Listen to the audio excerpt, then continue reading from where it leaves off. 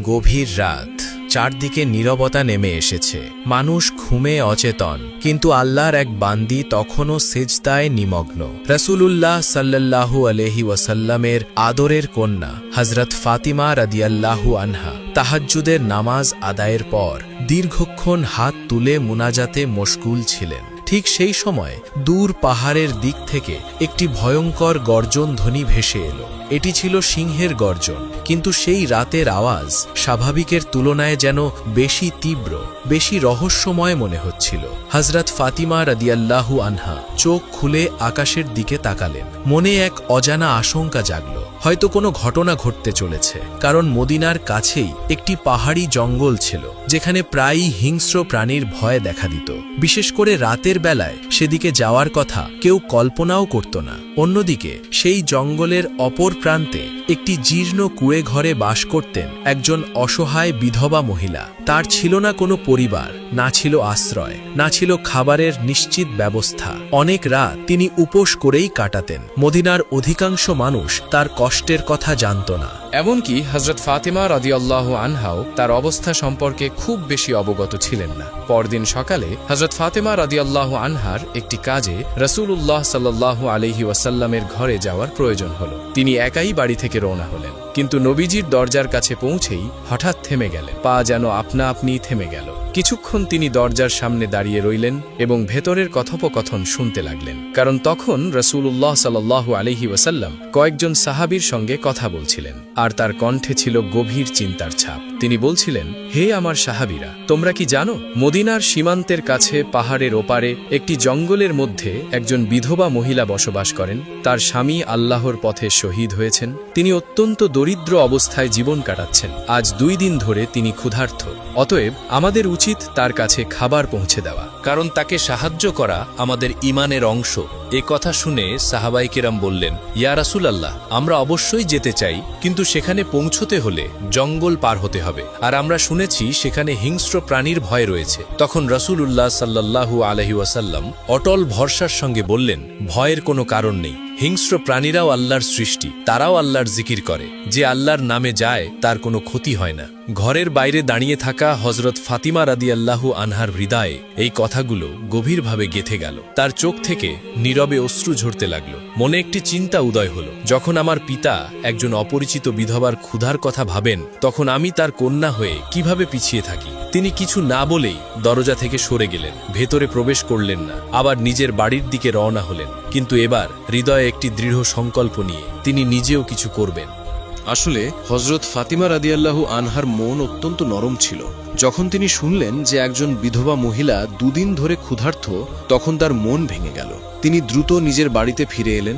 অতঃপর বাড়িতে পৌঁছেই সঙ্গে সঙ্গে চুলা জ্বালালেন, নিজের হাতে 2টি রুটি তৈরি করলেন, সাথে কিছু খেজুর নিলেন এবং সেগুলোকে কাপড়ে বেঁধে প্রস্তুত হলেন। যেই তিনি বাইরে বেরোতে লাগলেন, তখন দরজা দিয়ে উম্মে সালামা রাদিয়াল্লাহু আনহা ভেতরে প্রবেশ করলেন এবং বললেন, হে ফাতিমা, আমি তোমার সাথে দেখা করতে এসেছিলাম, কিন্তু দেখে মনে হচ্ছে তুমি কোথায় যাচ্ছ?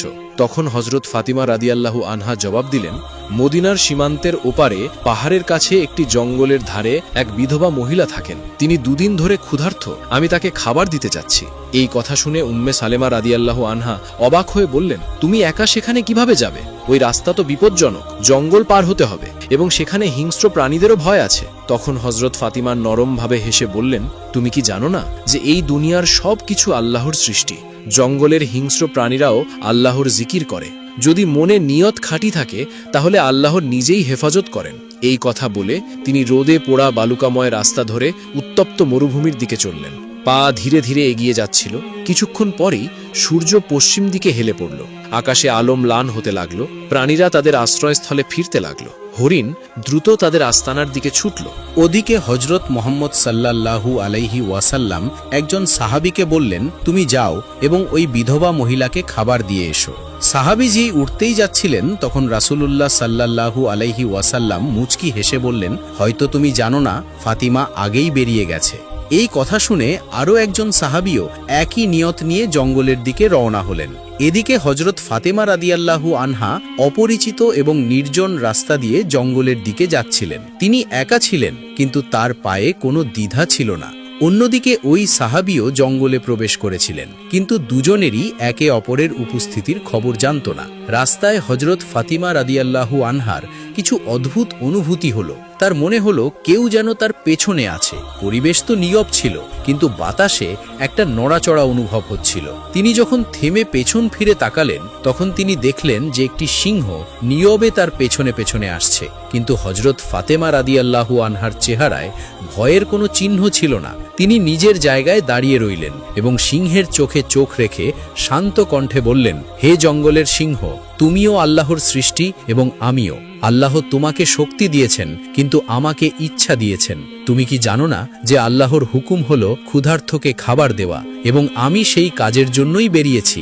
আমার পথে এসো না, বরং যদি সম্ভব হয় তো আমাকে হেফাজত করো। এই কথা বলে তিনি রোদে পোড়া বালুকাময় রাস্তা ধরে উত্তপ্ত মরুভূমির দিকে চললেন। পা ধীরে ধীরে এগিয়ে যাচ্ছিল। অতঃপর হজরত ফাতেমা রাদিয়াল্লাহু আনহার কথা শুনে সিংহ থেমে গেল। তার চোখের তীক্ষ্ণতা ম্লান হয়ে গেল, যেন সে হজরত ফাতেমা রাদিয়াল্লাহু আনহার কথা বুঝতে পারছিল। ফাতেমা রাদিয়াল্লাহু আনহার মুখ থেকে যখনই এই আত্মবিশ্বাসী কথাগুলো বের হলো, তখন একটি আশ্চর্যজনক দৃশ্য সামনে এলো। আল্লাহর হুকুমে সেই সিংহ, যা কয়েক মুহূর্ত আগে নীরবে তার দিকে এগিয়ে আসছিল, হঠাৎ থেমে গেল। তারপর ধীরে ধীরে সিংহ তার মাথা নিচু করল এবং পায়ের কাছে এসে বসে পড়ল। হঠাৎ তার মুখের জবান খুলে গেল। সে অত্যন্ত বিনয়ের সাথে বলল, হে জান্নাতের নারী, জান্নাতের সর্দার ফাতেমা, আমার সালাম কবুল করুন এবং আমার সালাম দুহাজানের বাদশাহ হজরত মুহাম্মদ সাল্লাল্লাহু আলাইহি ওয়াসাল্লামের কাছেও পৌঁছে দিন। আমি আপনাকে ক্ষতি করতে আসিনি, বরং আপনার হেফাজতের জন্য হাজির হয়েছি। যে নবীকে সৃষ্টি না করা হলে কায়নাতও সৃষ্টি হতো না। আমরা সেই দয়ালু নবীর মেয়েকে কিভাবে ক্ষতি করতে পারি? আমরা হিংস্র প্রাণী অবশ্যই, কিন্তু আমাদের হৃদয় সেই মুবারক চেহারার এক ঝলক দেখার জন্য ছটফট করতে থাকে। সিংহের মুখে এমন কথা শুনে হজরত ফাতেমা রাদিয়াল্লাহু আনহা মাথা নিচু করলেন, সিংহের দিকে এক নজর তাকালেন এবং মনে মনে আল্লাহর শুকরিয়া আদায় করলেন। ঠিক সেই সময় দূর থেকে সেই সাহাবী, যিনি জঙ্গলে প্রবেশ করেছিলেন, সে এই সমস্ত দৃশ্য দেখছিলেন। বিস্ময় ও ভালোবাসায় তার চোখ ভিজে গেল। আবেগে ডুবে থাকা তার মুখ থেকে স্বতঃস্ফূর্তভাবে বেরিয়ে এলো, হে আল্লাহ, আমরা কত ভাগ্যবান যে আমরা আপনার নবীকে মানি। কিন্তু আফসোস তাদের জন্য যারা আজও সেই নবীকে চিনতে পারেনি, যাকে বনের হিংস্র প্রাণীও চেনে। হে আল্লাহ, আপনি তাদেরও হেদায়ত দিন। সেই সাহাবীর চোখ থেকে অশ্রু ঝরতে থাকলো এবং তিনি আনন্দের সাথে মদিনার দিকে রওনা হলেন, যাতে হজরত মুহাম্মদ সাল্লাল্লাহু আলাইহি ওয়াসাল্লামকে এই ঘটনা শোনাতে পারেন। এদিকে হজরত ফাতেমা রাদিয়াল্লাহু আনহার যাত্রা চলতে থাকলো। সেই সিংহ এখন তার সাথে ছিল, নীরবে তার হেফাজত করতে করতে তার পথ পরিষ্কার করে দিচ্ছিল এবং তাকে জঙ্গল পার করিয়ে সেই বিধবা মহিলার কুড়ে ঘরের দিকে নিয়ে যাচ্ছিল। তারপর হজরত ফাতেমা রাদিয়াল্লাহু তাআলা আনহা জঙ্গল পার করে সেই বিধবা মহিলার কুড়ে ঘরের কাছে পৌঁছালেন। কুড়ে ঘরের ভিতর সেই বিধবা তার রবের কাছে দোয়া করছিল, হে আল্লাহ, এখন 3 দিন হয়ে গেল, আমার চুল্লিতে আগুন জ্বলেনি, ক্ষুধা সহ্যের বাইরে চলে গেছে। হে আমার রব, আপনি তো রহমতের সমুদ্র, আপনি কোনো উপায় করে দিন। তার দোয়া সম্পূর্ণ হয়নি। দরজায় টুকটুক শব্দ হলো। সে চমকে উঠল। দরজার পিছন থেকে সে জিজ্ঞাসা করল, কে? দরজার বাইরে থেকে একটি নরম কিন্তু স্পষ্ট ও আত্মবিশ্বাসী কণ্ঠস্বর এলো, আমি ফাতেমা, হজরত মুহাম্মদ সাল্লাল্লাহু আলাইহি ওয়াসাল্লামের মেয়ে। এটা শুনেই বিধবা মহিলা বিস্ময়ে চমকে গেল। সে তাড়াতাড়ি দরজা খুলতে দৌড়ালো। যেই হজরত ফাতেমা রাদিয়াল্লাহু তাআলা আনহা ভিতরে প্রবেশ করলেন এবং খাবারের জিনিস সামনে রাখলেন, তখন বিধবা মহিলা তাকে দেখে কেঁদে ফেলল। তার অশ্রু থামার নামই নিচ্ছিল না। কাঁদতে কাঁদতে সে বলল, আমি জানতাম যে আমার রব আমাকে একা ছাড়বে না।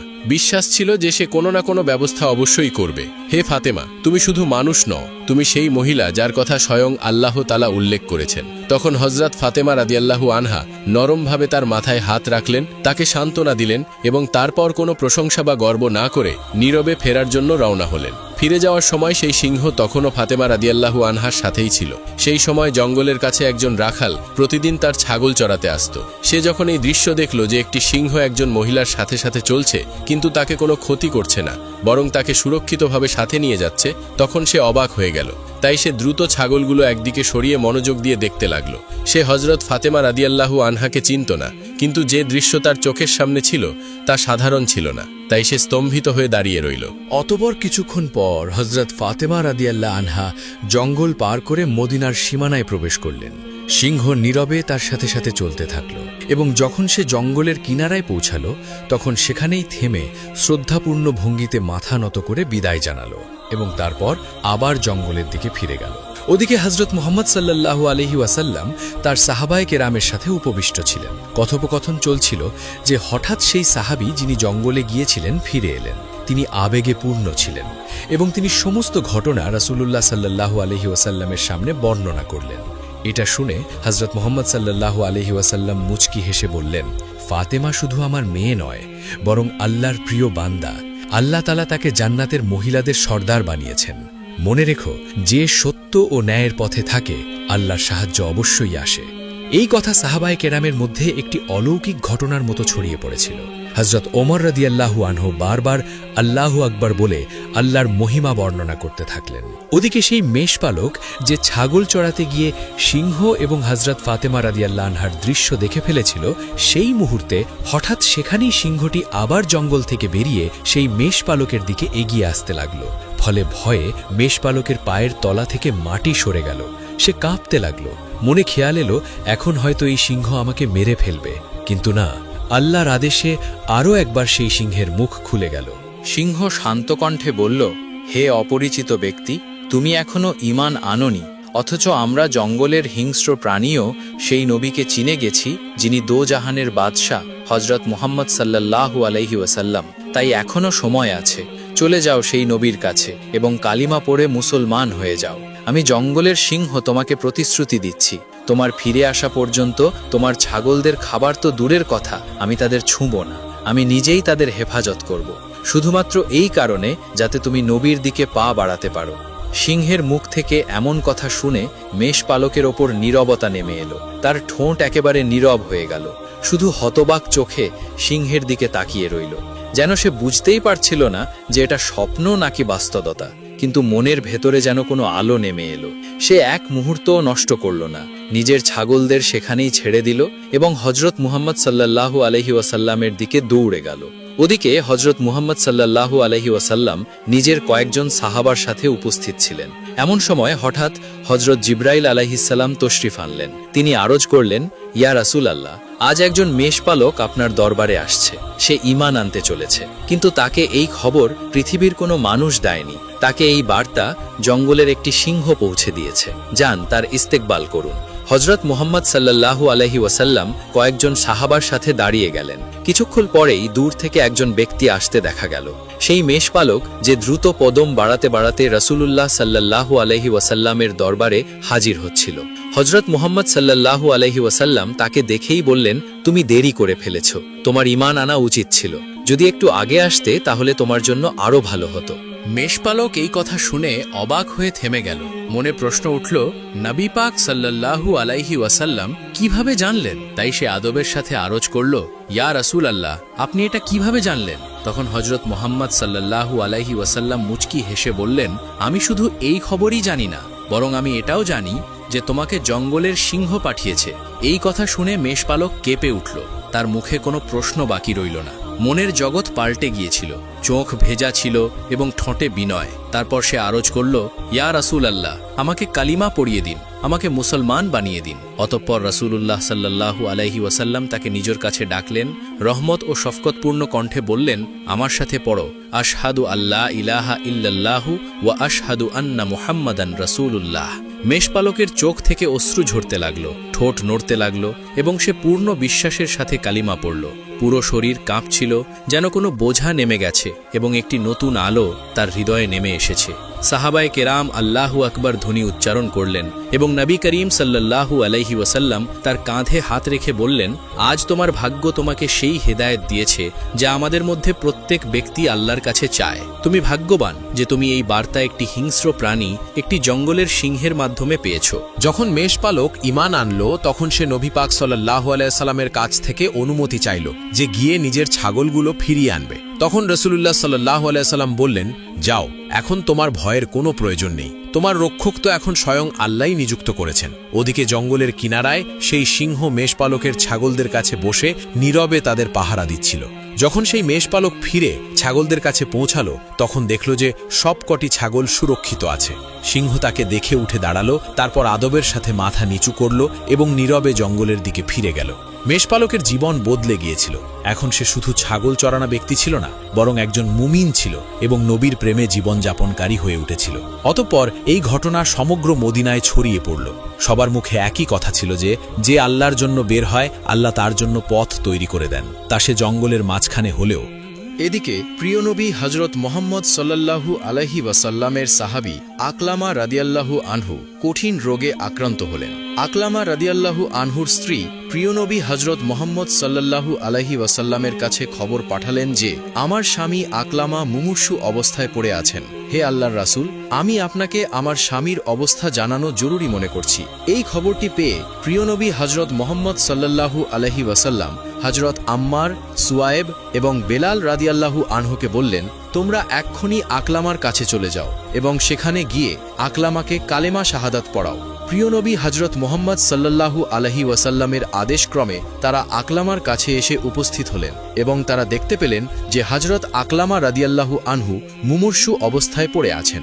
অতঃপর তারা আর দেরি করলেন না। তারা আকলামা রাদিয়াল্লাহু আনহুকে লা ইলাহা ইল্লাল্লাহ পড়ানোর চেষ্টা করতে লাগলেন, কিন্তু আকলামা রাদিয়াল্লাহু আনহু কোনো মতেই কালেমা উচ্চারণ করতে পারছিলেন না।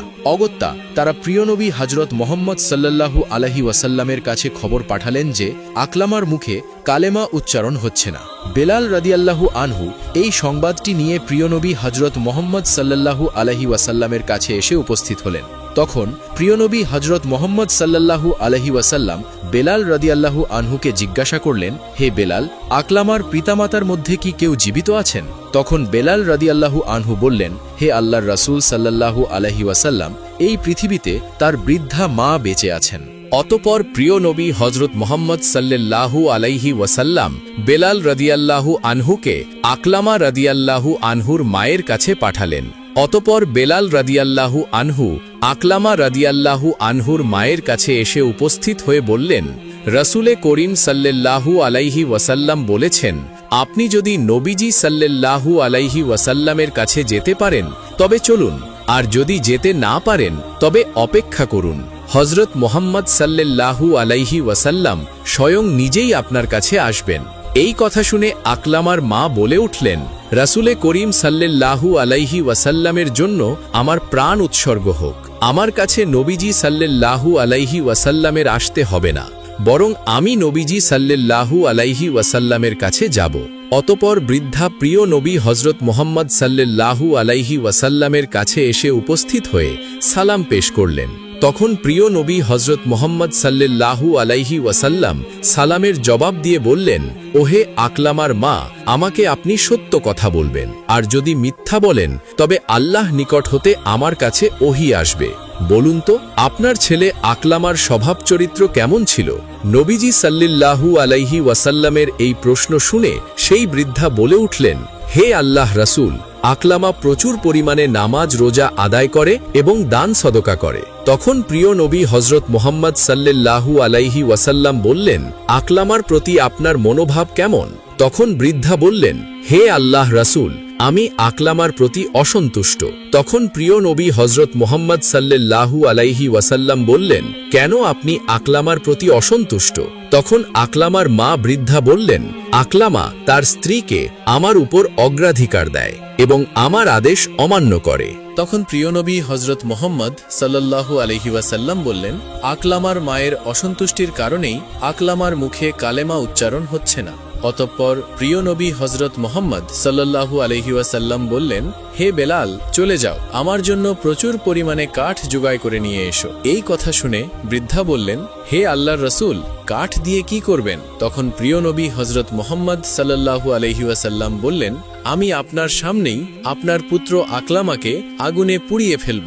তখন বৃদ্ধা মা বলে উঠলেন, হে আল্লাহর রাসূল, আমার সামনে আমার ছেলেকে আগুন দিয়ে পুড়াবেন, আমি তা সহ্য করতে পারবো না। তখন প্রিয় নবী হজরত মুহাম্মদ সাল্লাল্লাহু আলাইহি ওয়াসাল্লাম বললেন, ওহে আকলামার মা, আল্লাহর গজব এর চেয়েও কঠোর এবং দীর্ঘস্থায়ী। এখন যদি আপনি চান যে আল্লাহ আপনার ছেলেকে মাফ করে দিক, তাহলে তাকে আপনি মাফ করে দিন এবং তার উপর সন্তুষ্ট হয়ে যান। নচেত যে আল্লাহর হাতে আমার প্রাণ, তার কসম, যতক্ষণ আপনি আকলামার প্রতি অসন্তুষ্ট থাকবেন ততক্ষণ নামাজ, রোজা, দান, সদাকা দিয়ে আকলামার কোনো লাভই হবে না।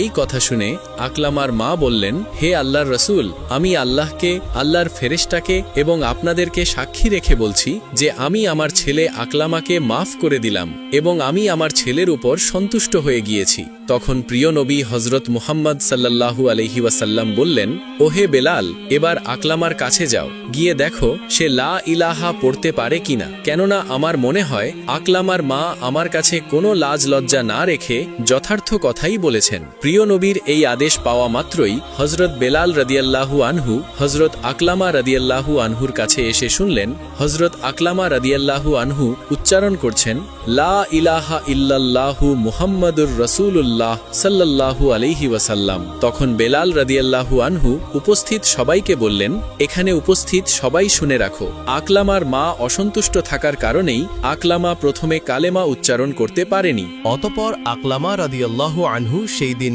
ইন্তেকাল করেন। ইন্না লিল্লাহি ওয়া ইন্না ইলাইহি রাজিউন। অতপর প্রিয় নবী হযরত মুহাম্মদ সাল্লাল্লাহু আলাইহি ওয়াসাল্লাম নিজে উপস্থিত হয়ে আকলামা রাদিয়াল্লাহু আনহুর গোসল এবং দাফনের নির্দেশ দেন, জানাজার নামাজ পড়ান এবং দাফনের শরীক হন।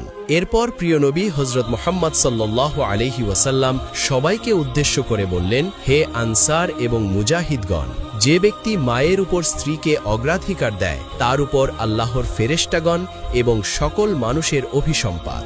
আল্লাহ তার পক্ষে কোনো সুপারিশ কবুল করবেন না, কেবল তওবা করে এবং মায়ের প্রতি সদ্ব্যবহার করে তাকে সন্তুষ্ট করলেই নিস্তার পাওয়া যাবে। তোমরা সবাই মনে রাখবে, মায়ের সন্তুষ্টিতেই আল্লাহ সন্তুষ্ট এবং মায়ের অসন্তুষ্টিতে আল্লাহ রব্বুল আলামিন অসন্তুষ্ট। মহান আল্লাহ রব্বুল আলামিন আমাদের সবাইকে আমাদের পিতামাতার খেদমত করার তৌফিক দান করুন, আমিন। প্রিয় দর্শক, যারা মাকে ভালোবাসেন তারা সবাই কমেন্টে লিখুন আমিন, এবং যারা প্রিয় নবী হযরত মুহাম্মদ সাল্লাল্লাহু আলাইহি ওয়াসাল্লামের উম্মত হয়ে গর্বিত শুধু তারাই প্রিয় নবী হযরত মুহাম্মদ সাল্লাল্লাহু আলাইহি ওয়াসাল্লামের সম্মানার্থে কমেন্টে লিখুন লা ইলাহা ইল্লাল্লাহু মুহাম্মাদুর রাসূলুল্লাহি সাল্লাল্লাহু আলাইহি ওয়াসাল্লাম।